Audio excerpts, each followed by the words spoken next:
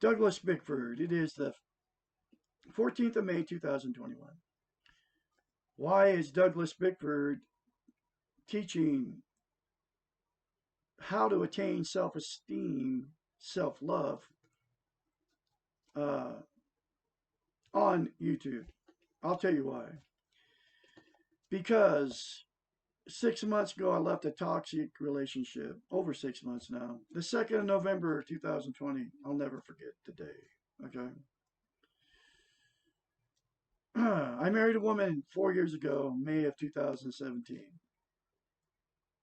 We met because I put an ad up on Craigslist, and I'll never forget this either. Normal guy seeking a normal girl. Okay. And I put my picture up. And then I said my thing in there. One of the things that was in there, you can't drink. I don't want to be with somebody that drinks. Okay. And so anyway, that turned into she texted me, or not text me, but in the ad. She said in the ad, "Oh, but I drink wine, just red wine." Right. Anyway, so I had no idea then what I know now. I got in that relationship because, and I put an ad on Craigslist to find a woman, and I had no idea then, but I had no self-esteem is why I did that. Because if you have self-esteem, you don't have to look. You will find one. If you're healthy-minded, you won't be looking for a woman on Craigslist. She wasn't healthy, didn't have self-esteem either, because she was looking for a guy on Craigslist. For whatever reason, I have no idea. I know what I was doing. I just wanted somebody to love. Okay.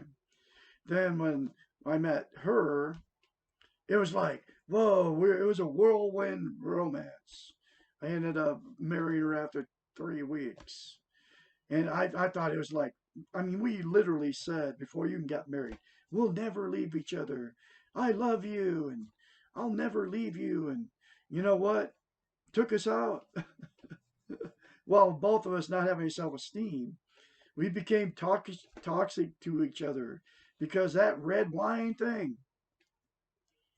I said it in the ad. I don't want to be with a person that drinks. I started drinking with her. And then I was drunk the first freaking year we were married because that's the only way I could deal with all the stuff I found out once I married her that was going on. Okay. And so the red wine thing turned into, I kept trying to not, I kept trying to quit drinking in the relationship because every time we drink together, we fight. Okay. And I knew that was going to happen if I got in a relationship with a person that drank. And then the more I get her, not want her not to drink, the more we would drink because she kept telling me, "Oh, you just think I'm an alcoholic," right? And all this stuff, right? But the bottom line is she was drinking to mask all her pain from all her childhood and the abusive parents. And I was drinking so I could get along with her so we could, like, I thought we could make it if I drank with her. And the drinking turned into, I mean, like fights. And of course, she would never admit any of this. If she ever saw this video, she would say I was nuts for even making it. Anyway, so I found the answer to life through a book called The Portable Therapist. I found it in my son's, a box at my son's house, who is also with an abusive alcoholic woman. We can't love or be loved without self-esteem, folks. Anyway, I found a book in the it's called The Portable Therapist by Dr. of Psychology Susanna McMahon. And in this book is one simple concept of how to attain self-esteem. All you got to do is look at yourself in the mirror and say, "I love you." And keep saying it, no matter how it makes you feel. Say it every day. Say it for the rest of your life, because you could never have too much self esteem. And that's how I ended up sitting here on today's date, teaching this one simple concept. But I'm teaching the whole book, chapter by chapter, and I suggest you get the book and read it. And the link to get the book is in the description of these videos down below. Now, please like, subscribe, and share my videos. This is a very important information. That's why Douglas Bickford is here on today's date teaching self-esteem. Nobody teaches it. You don't get it in grade school. You don't get it in preschool. You don't get it in college. You don't get it in high school. Your church don't teach you it. YouTube don't teach you it. All the good-looking women talking about personality disorders on YouTube don't teach you this one little simple concept. I just told you what it was. Anyway, this is chapter 25. How can I learn to have self-esteem? The easiest way to learn anything new is to find a good teacher. I am a teacher of it now. Teachers of self-esteem are not always easy to find. I'm easy to find. I'm on YouTube. My name's Douglas Bickford. Okay. Certainly, and you can get a hold of me at DouglasBickford753 at gmail.com if you want to talk to me.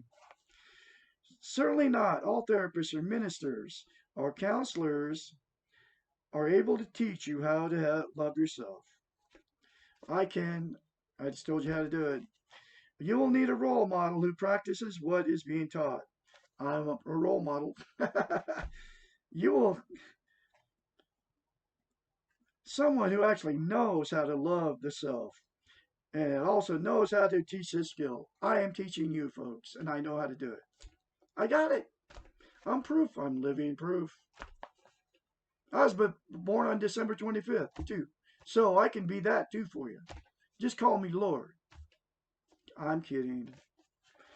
Remember, you have learned how not to love yourself, and now you must relearn how to love yourself. Think of learning self-esteem as you would think of learning any new skill. If you're really determined and you need to do this, you will do it. It is much easier to learn something for the first time before you have learned it incorrectly. For example, you have been studying a foreign language, and after several years of study, you discover that your teacher has a terrible accent and has taught you many incorrect pronunciations. In order to speak the language correctly, you must go back and unlearn and replace the wrong with the correct. This is much more difficult than learning it correctly the very first time. Much more difficult, but not impossible if you are really determined. Self-esteem is really learning how to think about yourself and how to behave in a loving manner towards yourself. Granted, it would have been much easier and more natural to learn the skill of loving yourself as a very young child when the learning is fresh and uncontaminated. Unfortunately, this does not happen to most of us due to the lack of teachers and role models who have self-esteem. So we must accept that we were taught by faulty models through no fault of our own and really no fault of our teachers who were also taught incorrectly. Being angry and resentful that you weren't taught self-esteem is the past in the past only means that we are wasting time delaying the acquisition of the skill in the present. Begin by being determined to learn self-esteem. If you want badly enough, you will. People can learn anything when they are desperate enough. Be desperately determined. Then find some role models, me, people who clearly have self-esteem. There's not very many of them, folks. These people will not tell you how much they love themselves or how terrific they are. They will show you by their gentle, quiet strength and by their encouraging and reinforcing behaviors towards others. They will look confident and balanced, and they will admit and often laugh at their own weaknesses and mistakes. They will not laugh at or judge others, but will be more tolerant and accepting of themselves and others. You will feel good being around these people. It is critical for you to be around those who accept you as you are right now and who encourage you to feel good about yourself. Once you have found your role models, and these may be a therapist, a teacher, relatives, or friends, observe them carefully. How do they handle rejection? Are they trying to be perfect? What do they do when they make mistakes? How do they cope with the many injustices of their lives? Ask them, watch them, listen and learn from them, but do not expect them to know all the answers. And do not expect them to carry your pain or to fix you, because you have to do it. Good role models are patient and loving teachers whose self esteem is not dependent on you. Good role models are not codependents. Finally, be prepared to practice and to make mistakes and to be imperfect. Self-esteem is a human attribute and a lifelong striving. It is not a quick fix. It is a way of being in the world that allows you to know yourself and take care of yourself. One more powerful chapter, folks. And if you do the starting looking yourself in the mirror, I call it the gaining self-esteem on steroids, because it will.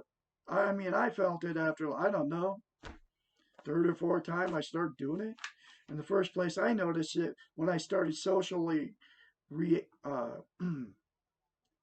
socially going out in public and meeting different people, being around people, because we're a social creature, okay, and we were made. I don't know how it all happened, whether we're created or whether it was evolution or whatever. All I know is we were made. The human brain, mind, heart, soul is made to be social and interact with other people. That's one of the reasons we're here. That's, in fact, that might be the only reason we're here. And anyway, so please like, subscribe, and share my videos. And I'll have more later for you. Y'all have a great day out there. Uh, and remember to love yourself, folks. It's the most important thing you can do. And to treat you like you love yourself. Have a great day out there.